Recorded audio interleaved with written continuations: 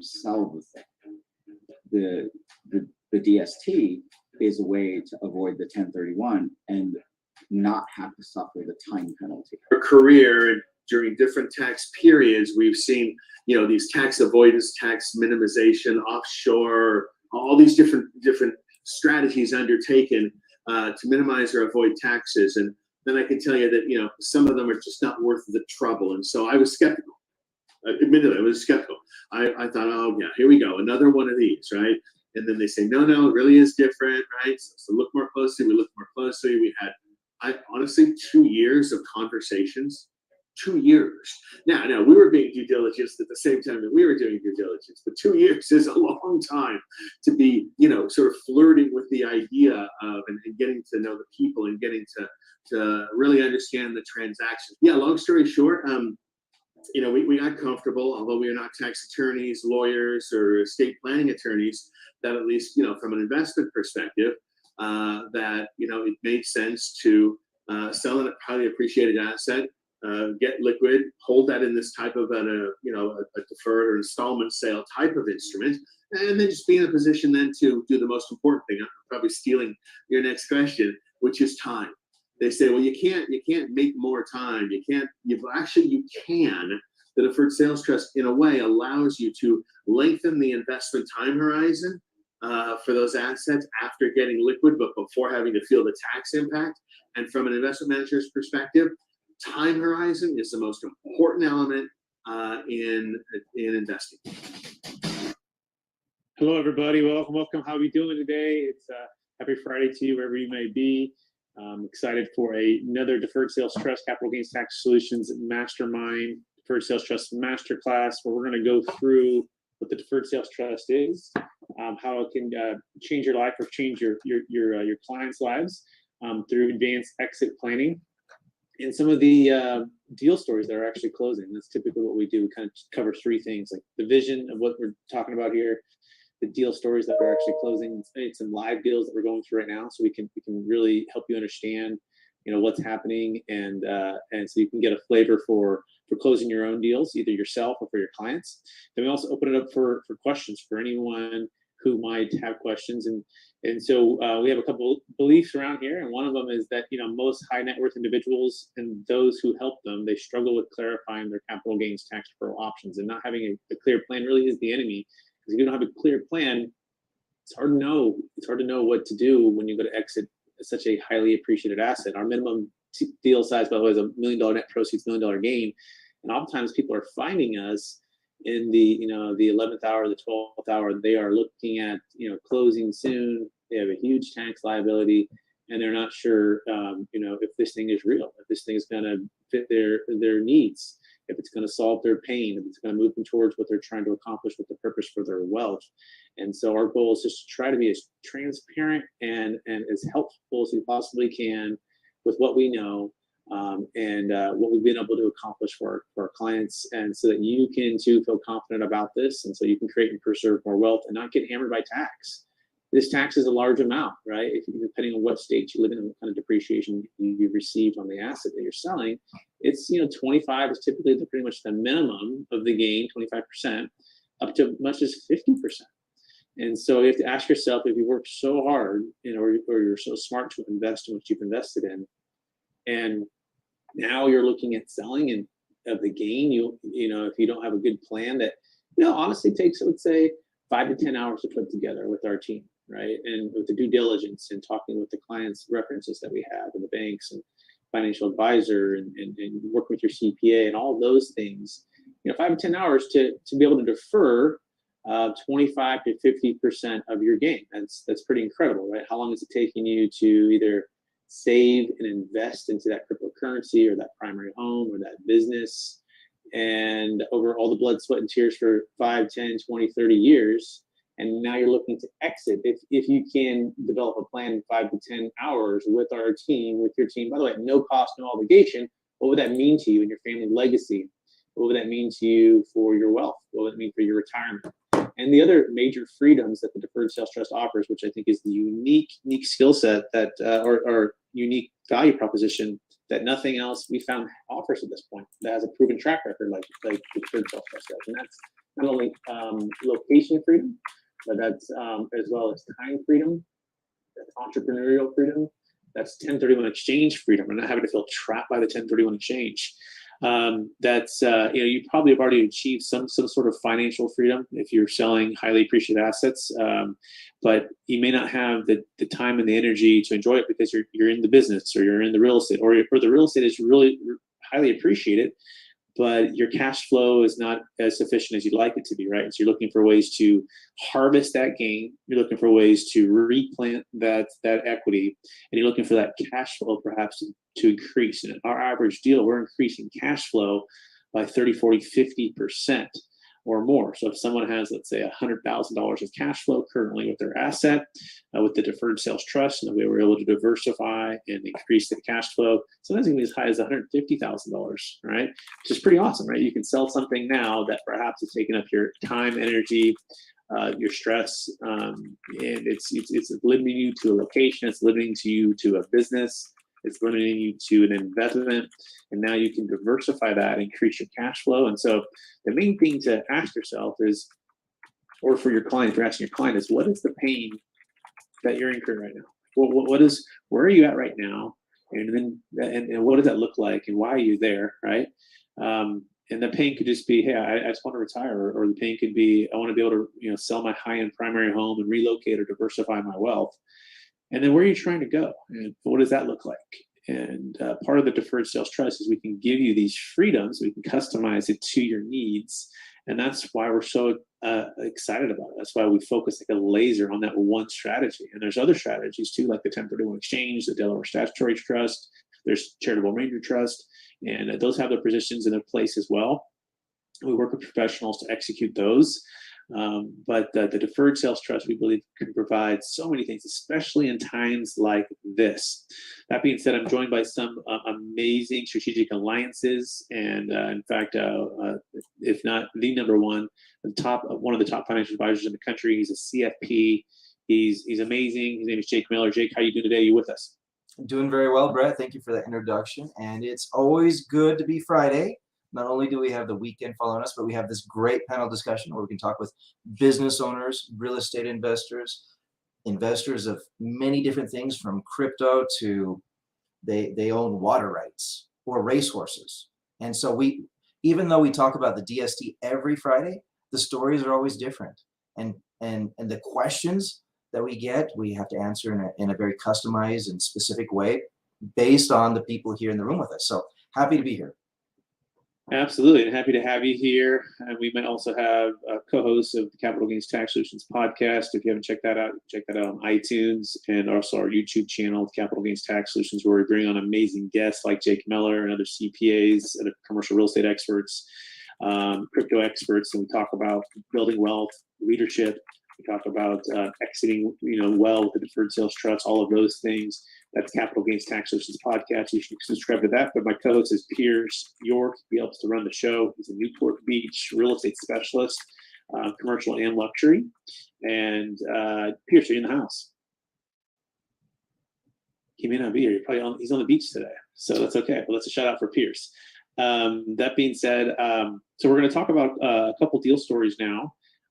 But also, while you're here, if you have questions about anything I just said, about kind of the intro there, right, about the freedoms, even questions about a live deal or anything that comes up, you can put that in the chat. We're also going to give you a chance to unmute yourself here in about 10 minutes or so, where you can ask live questions. But I want to go through a couple deals. So last week, I kind of introduced the 5 freedoms, right, and a couple actual deals that those clients are looking to achieve. So again, if you're a business professional, you always want to clarify, what's the A? Where's your client now? What's the pain point? What's the big problem that you're trying to solve? They're trying to solve, and how is your unique skill set going to help them solve that and achieve that goal?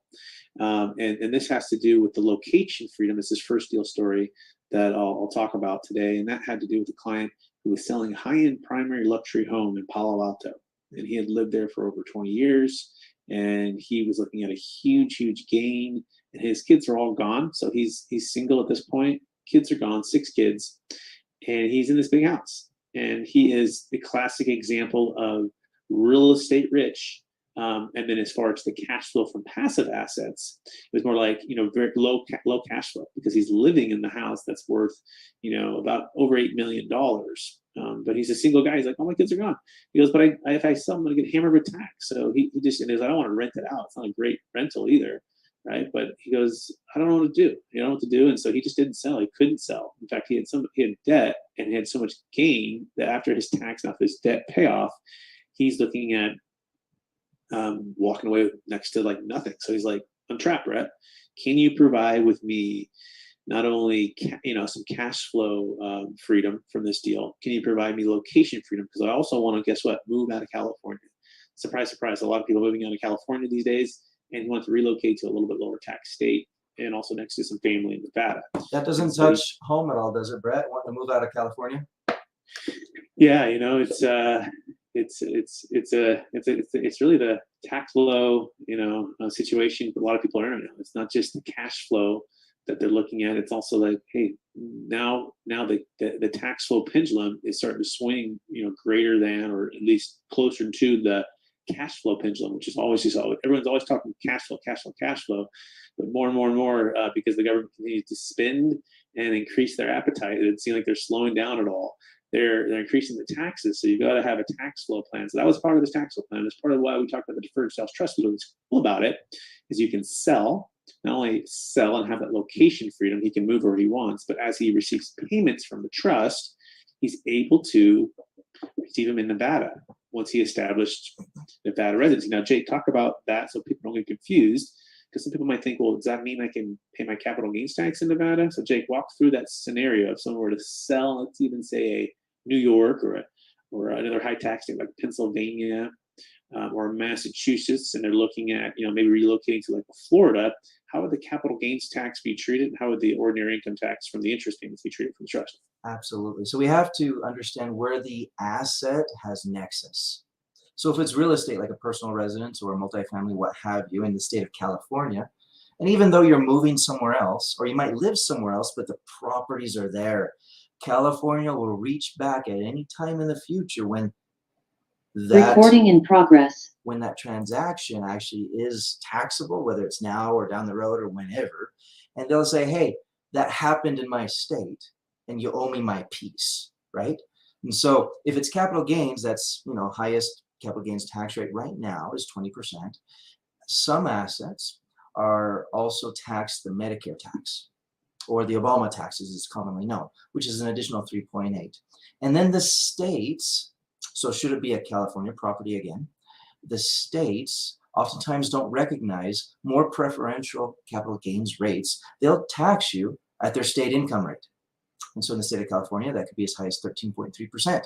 So you've got the 20 plus the 3.8 plus the 13.3. That's a lot of tax, which is obviously why we're here today for those individuals that have a transaction over $1 million and the tax paying is sufficient to maybe look at other alternatives. They utilize the Deferred Sales Trust so that net of attorney fees, rather than net of taxes, they can reinvest the bulk proceeds of the asset.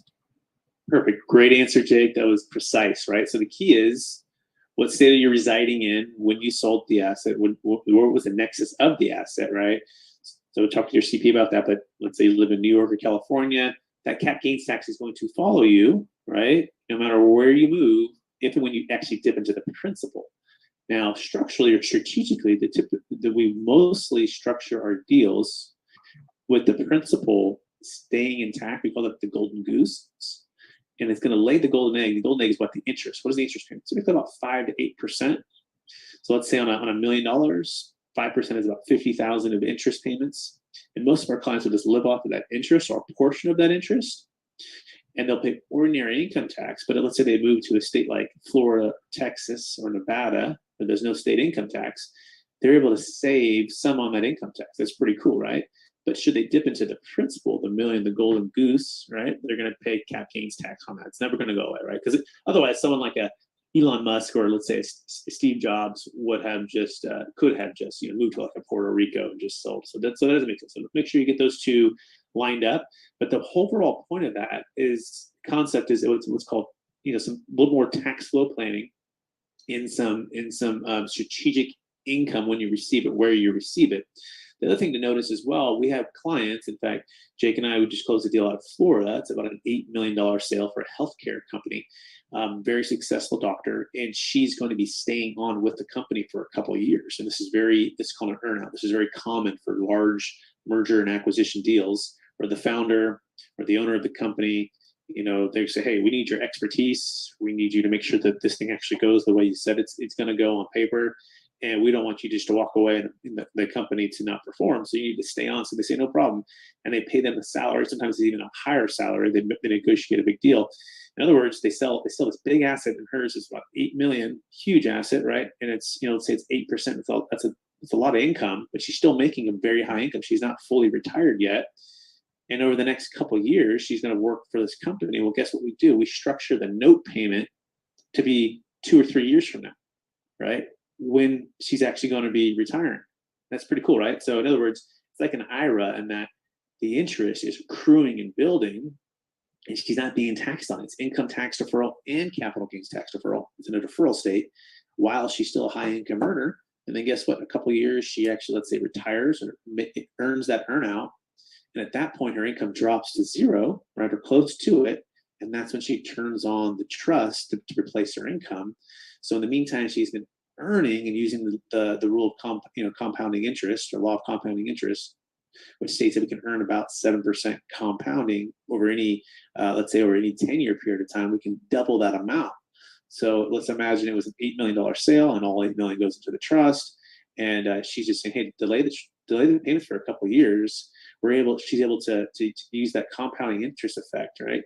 Eighth wonder of the world, to start to build that and delay tax is another way to think about the trust. If you're trying to conceptualize it, think of it like, say, delayed tax trust. Yeah, it's a delayed tax. It's like an IRA. It's an IRA deal. It's basically a delayed tax retirement plan, right?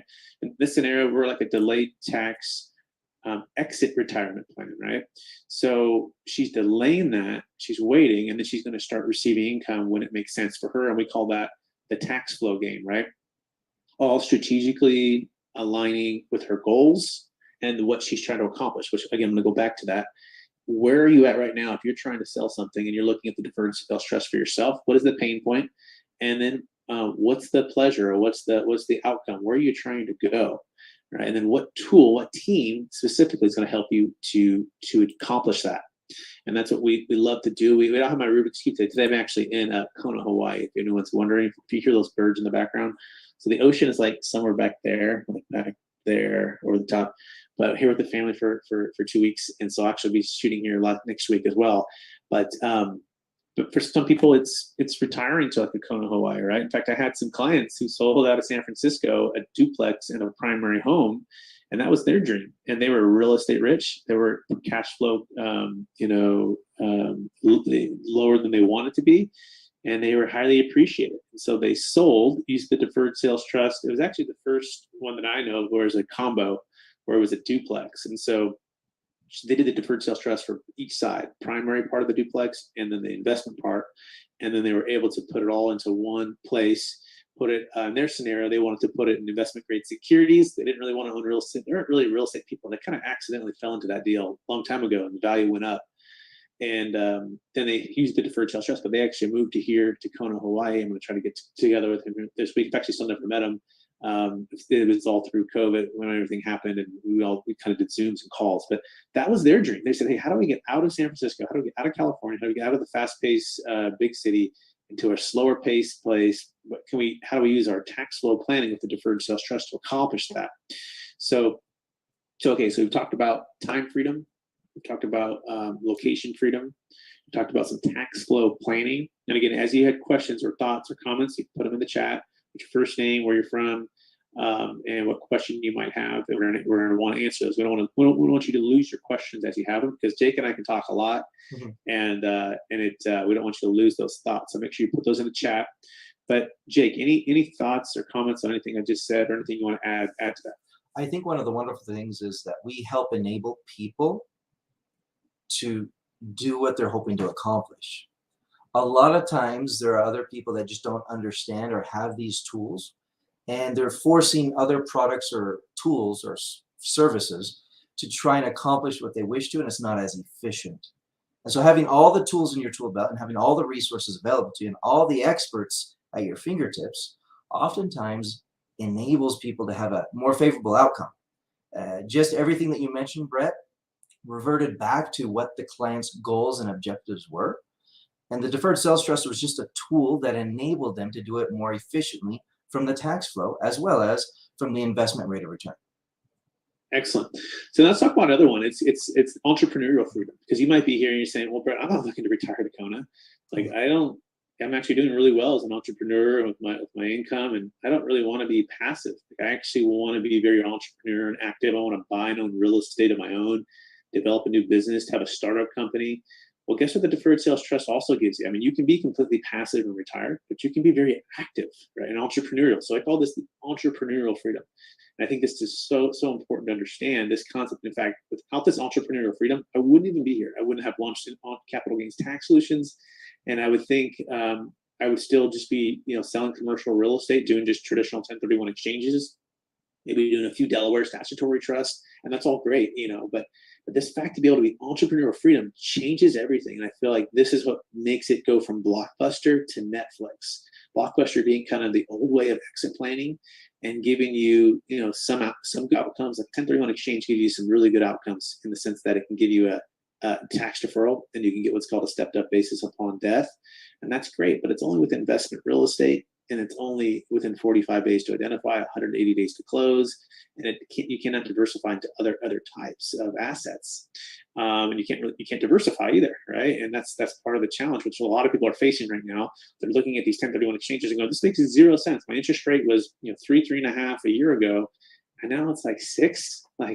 And these cap rates aren't necessarily adjusting because sellers, they're like, well, I don't know where to go either if I sell. And that's where the deferred sales trust is we believe it's created for a time like this, a time of transition, a time of still highly appreciated assets, and a time when people are looking to get some diversification, getting some debt freedom, have a chance to lower their risk, a chance to just take a breath and wait, to dollar cost average into companies. By the way, the stock market's kind of maybe on a discount right now, and real estate we think is going to be going on a discount. I'm already hearing people saying there's more and more opportunities opening up. Deals are starting to, sellers are starting to come around. We think 2023 is going to be one of the best opportunities to buy commercial real estate, because you're going to have a lot of people that have debt that's going to reset, or that's going to be it's going to be in a situation where they're going to need to refinance, or banks, and the way they have these covenants and the way they have certain protocols for their loans, that people have been overpaying for really, I think, the last 24 to 36 months. People have been overpaying for properties.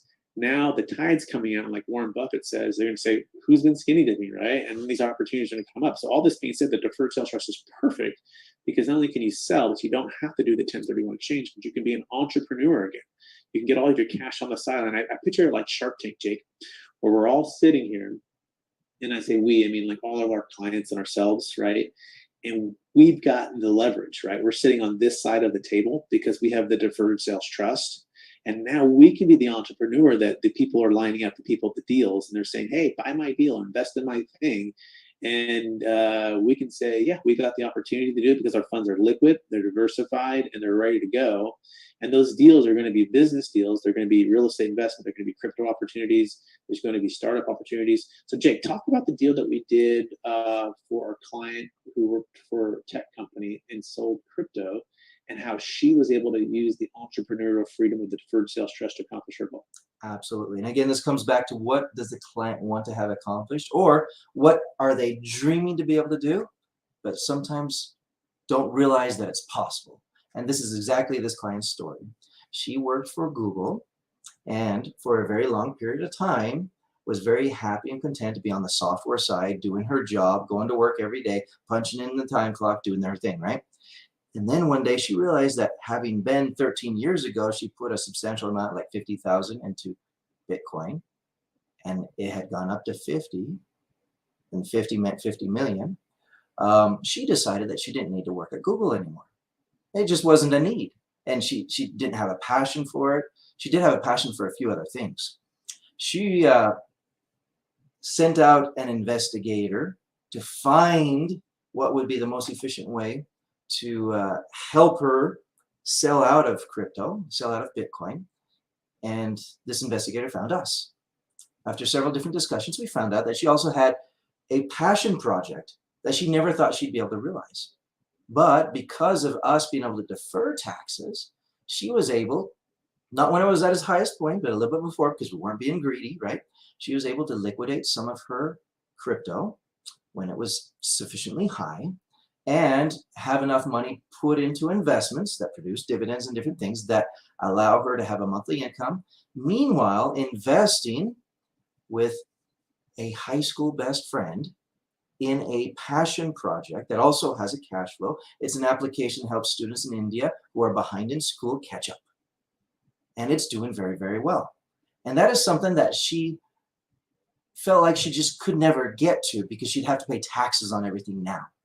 But with the Deferred Sales Trust, we were able to help her pay attorney fees at a very minuscule amount and then invest everything else and have enough left over to invest again in her friend's project that not only is kind of like a community impact, but also it's an investment opportunity.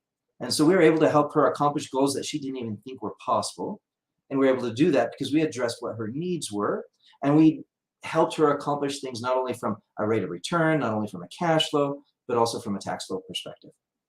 So well said, Jake. And so that is the entrepreneurial freedom. Why does it work for real estate? Yes. Does it work for ground up development real estate? Yes. What can't the Deferred Sales Trust invest in? Really, you just can't invest into something that's personal for you, meaning like a primary home or your boat or your car that you're going to be using on a personal. I mean, you can take a distribution from the trust and pay your tax, right? And go ahead and just buy that. You know, that's your money, and we always, you know, we can structure it to pay you like that. That's totally fine. But if you want to remain tax deferred, as long as it's a business venture where and you can be the active GP on that, building that property, and the trust can come in as a silent joint venture partner. This is how we structured that particular deal, where otherwise she exited about $5 million of crypto and was able to put a large percentage of that into a startup company, right?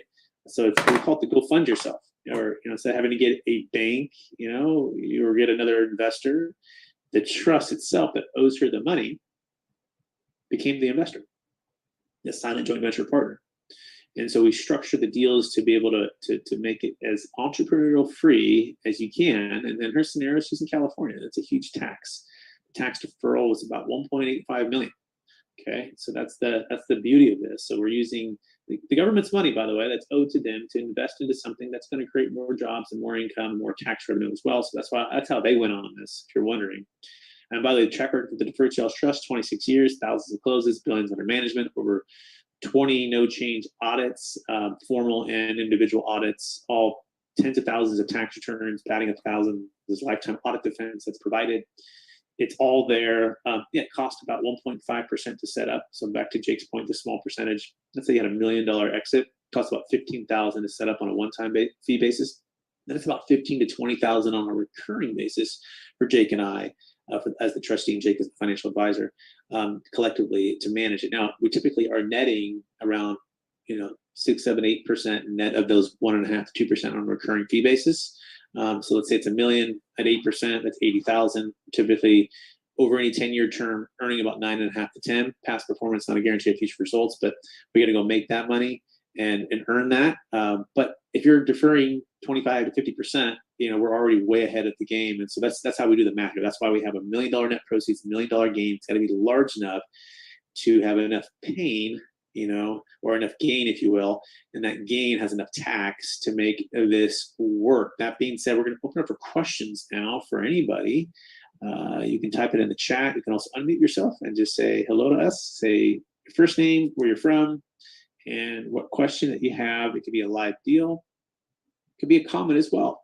Anything you like, we're here to talk and to help you mastermind or become more of a strategic capital gains tax solutions expert. So anybody have any questions for us, Jake or I? And I can also just encourage people too. We've got Eddie, we've got Ian, we got Jessica, we got Juan, we got Kristen, we got Lionel, we got Micah, we got Patel or Harsh. I'm not sure what, I think Harsh might be his first name. Sylvia, sure. Sam. Yeah, I think I'm going to call someone out, Brett, because Harsh is joining us from the Chicago area. He's part of a group of young serial entrepreneurs who are just in everything, it seems. Harsh, do you mind saying hello and maybe commenting? I know that you and your partners have sold things in the past, and maybe you have a few comments or questions that you'd like to send out our way. Yeah, hey everyone, my name's Harsh. As Jake mentioned, I'm from the Chicagoland area. So I work with me and 3 other partners, where we like put together some businesses. Like our most recent one was starting up a COVID lab here in Chicago. So we're pretty heavily focused on that the last, I want to say 2 years, getting that set up from ground up. And now we're trying to shift more into like real estate and get, like just trying to get our hands on like just different industries as well. Because one thing we've learned from COVID is like, you can't just put all your marbles into like one basket essentially. And we want to like get out and just try different industries. So right now we are pivoting towards real estate. And I've been talking to Jake for a few weeks now, or actually a few months. So he mentioned this recently. So I'm definitely interested in just kind of learning more. And then when we do have eventually down the road, when we have real estate and when we do sell it, just to kind of be ahead of the curve and not plan for it in a year from now, trying to get like a head start now. Yeah. One thing I'll throw out, that if at some point in the future you sell one of your revenue channels, or you sell a patent or a process, because I understand you guys are also in a little bit of technology. There's a lot of different ways that you can, when there's a capital sell, benefit from the deferred sales trust. You have to have an eligible transaction to begin with, but once you have funds inside of a deferred sales trust, you kind of go fund yourself after that, in the sense that you use the deferred sales trust to joint venture with you in a number of new projects. And it becomes an efficiency tool, allowing you to have more power and control over the tax flow going forward. So keep that in mind as your business grows and develops and you add more, or if you ever decide to sell some of it off because it's the right time, this might be an opportunity for you. Okay. Cool, Harsh. Thanks for sharing, man. Congratulations on getting that business up and running and going, and have an opportunity to exit at a good price. So if and when you need us, we'll be here, and keep attending to you, so you get it. You're doing a good job for planning right now, right? Most people aren't planning or looking at it until they're, unfortunately, like 30 days out, right? And you're like, we're all running around a little bit with our hair on fire, but we always can deliver, right? And by the way, people might be wondering too, like, what is the last moment? When is it too late to set up a deferred sales trust? Well, technically, it's when the buyer has removed all contingencies and there's nothing else prohibiting the buyer from compelling the seller, called the binding commitment test, from selling the asset.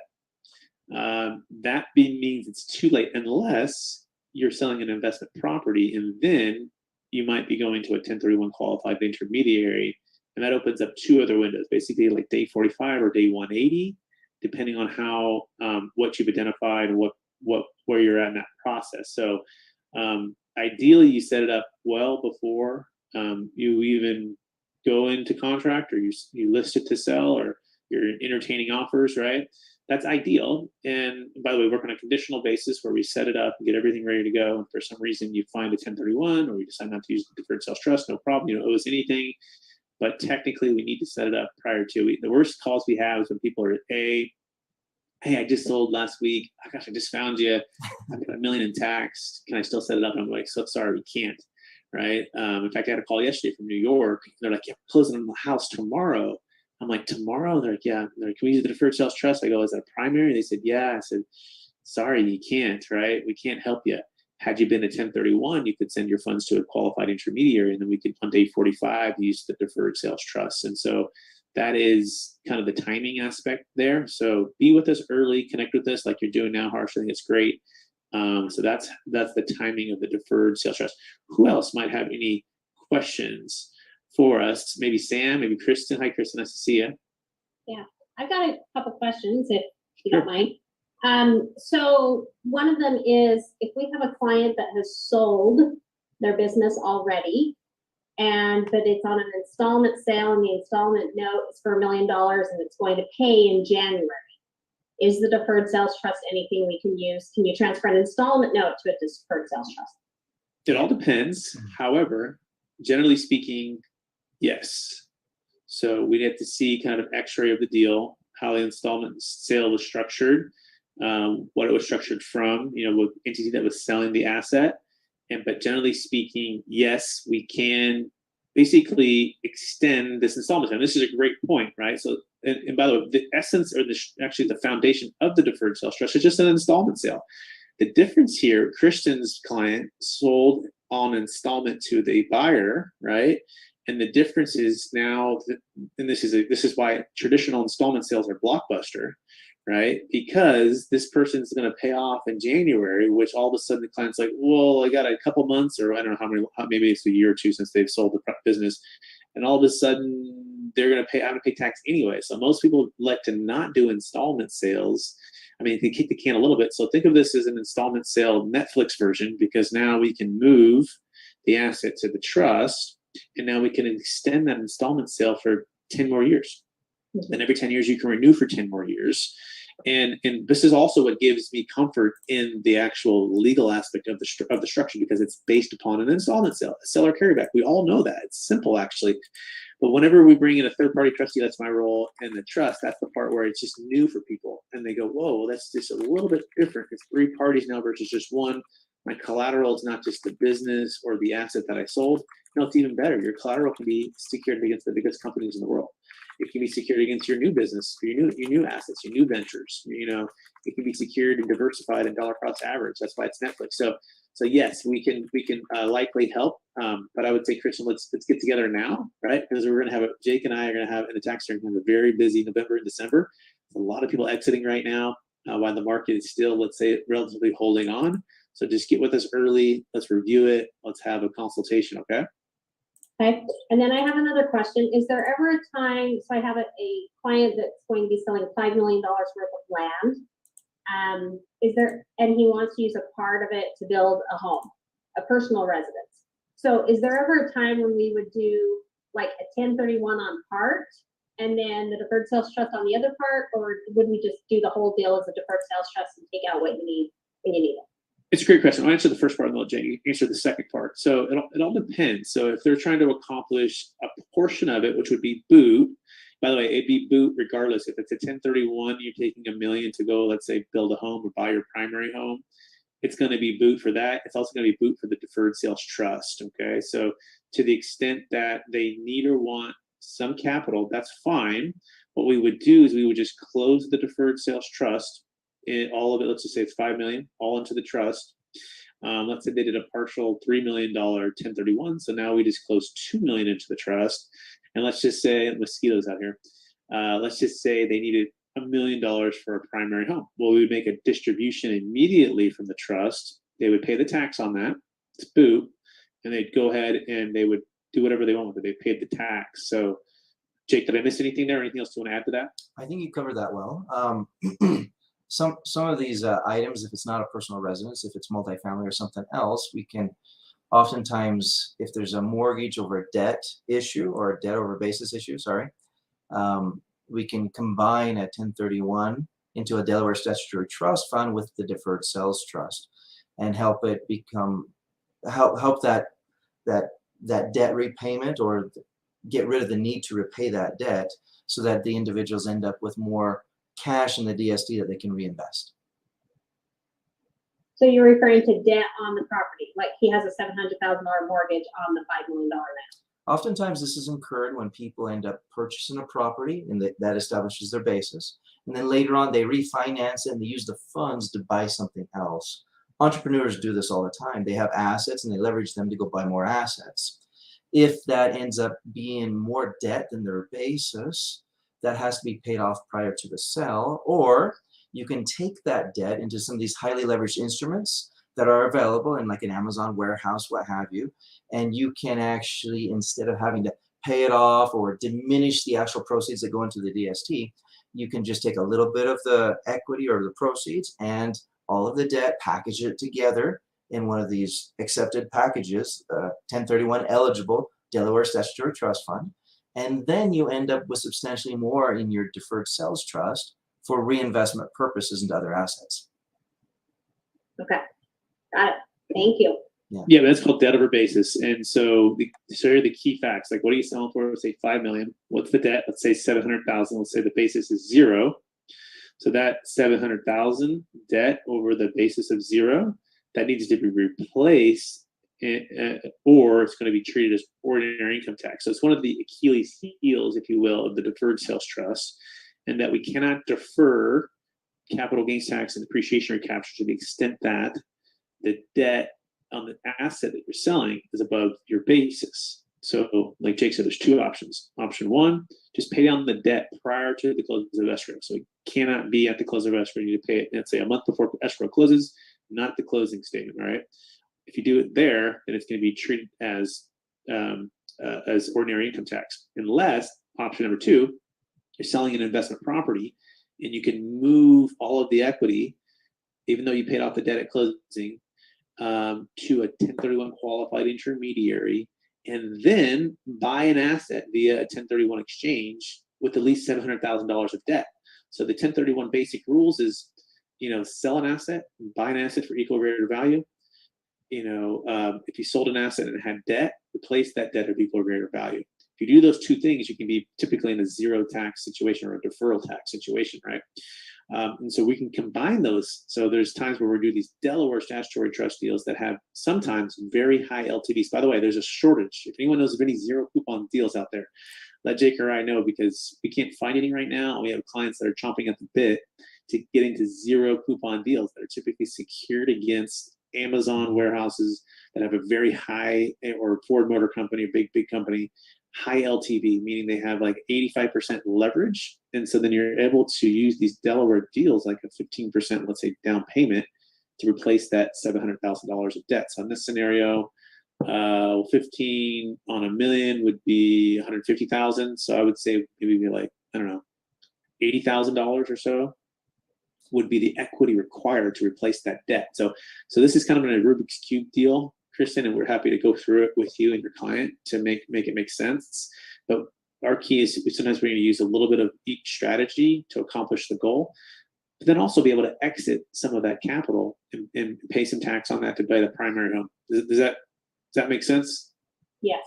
So we do have, Okay. Brett, we do have another opening or window, so to speak, where there's another fund that's highly leveraged up to 78%. This is good news. However, it is predicted that since it's only receiving 30 million, it will only last 3 weeks, and then it'll be fully funded. So if you have that, Jake, let's talk right away, because I have a gentleman yesterday. He's got 3.7 million at a QI right now.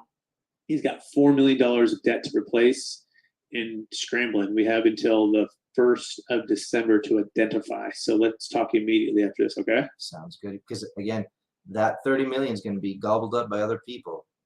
They predict in less than 3 weeks. So we can do it in 3 hours. Like I told him, just get everything ready, and we're gonna go. Sounds good. He has a big challenge. All right, Chris, those are great questions. Any more, by the way? We can keep going. Harsh, if you have questions, Sam, Eddie, don't be shy here. Like we're here for. We have just 10 more minutes, and then we will wish you guys a great rest of your Friday.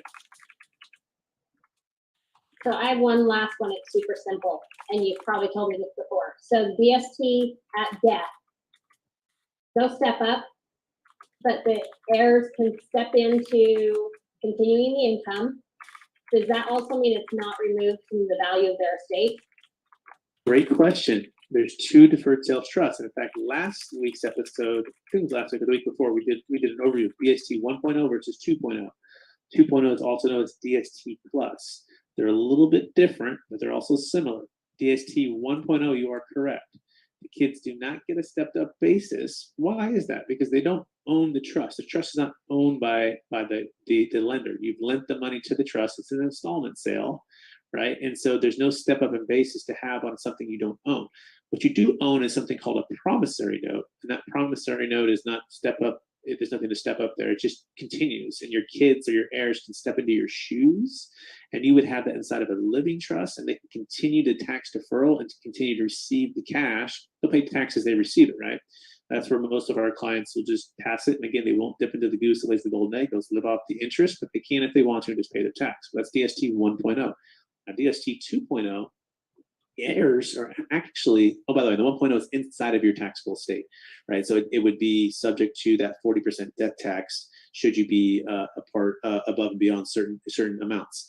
Once you enter DST 2.0, which is outside of your taxable estate, which is incredible, right? So let's say you had $1 billion of Bitcoin, right? You're like, oh my gosh, if I don't sell this thing and move it into a deferred sales trust and get it outside my taxable estate, the government's basically going to take 40% of this, right? Which is brutal. You could give it all away to charity, which is awesome, right? You can also try to have a lot of kids and try to gift a lot away. That's going to be difficult to get it out fast enough. Buy a bunch of life insurance, but that's really expensive. Or you could just literally sell it, let's say tomorrow, move it outside your taxable estate to the DST 2.0, and your children can be the beneficiaries of the trust, okay? And they can inherit that trust outside of your taxable estate and all of the equity there. So that's the short answer. Does that answer the questions that you were asking? Yes. So the 2.0, that's not under a different tax code, or It is. It is. Okay. Yes. That's why it's outside of the taxable state. It's different than 453. That's like the NBA one, right? That you would sign and we would go through and bring the client to the table. By the way, sometimes clients are doing two DSTs, 1.0 and 2.0, based upon, again, their A and their B. You know, A is where they're at and B is where they're trying to go. A is their pain, B is their legacy and their purpose and what they're trying to do with their wealth. And sometimes we're doing two, two trusts for one single person or a married couple. And then you can sell, by the way, multiple assets into each trust. So you can have 5 that go into the same DST 1.0 and have another 6 that go into the DST 2.0. So these are all be different promissory notes, and they would be part of those 2 trusts. All right, perfect. Thank you. You are welcome. Great question. Does anyone else have questions? We have about 7 minutes remaining. That's okay if you don't. We encourage you to go to capitalgainstaxsolutions.com, schedule your one-on-one consultation, download my free ebook, as well as go to strategictaxsolutions.com to get with Jake and to connect with him and to meet with him. He and I are happy to help each of you one-on-one. If you're listening to this on a podcast or a recording, and we're happy to go through your scenario. Just have to have $1 million net proceeds, $1 million gain is the minimum. As well, Jake, any last words for our wonderful guests that were with us all hour? No, just enjoy your weekend, enjoy business, and just know and understand that getting into business is as important to be organized as you get in as it is to get out. So as a planned exit strategy, the Deferred Sales Trust can help you manage not only your return, your sales price, but also your tax flow and what you net bring home. And that's kind of the most important thing. If you're a serial entrepreneur and you want to bring it home to reinvest it right away, that's what we're best at doing. And next week, we're going to dive into even more of that, like the details of that, because that's like, we kind of talk about the outcomes of what you can do. Jake and I next week will actually go into even more details on being that entrepreneur and some strategies that we've had clients use to execute their business plans, right? And then what that actually means for the returns, right? Like, what does that mean if the trust out earns X, or if I increase the value of that new business venture by Y, and how would that flow back to benefit me versus benefiting the trust, and how does that all work? So come back next week for that part of the masterclass of the Deferred Sales Trust, and appreciate everyone out there. Please invite somebody, bring them here. We'd love to connect with more people, and we shall appreciate everybody. And we'll talk again soon. Bye now. Thank you. Bye-bye. Thank you.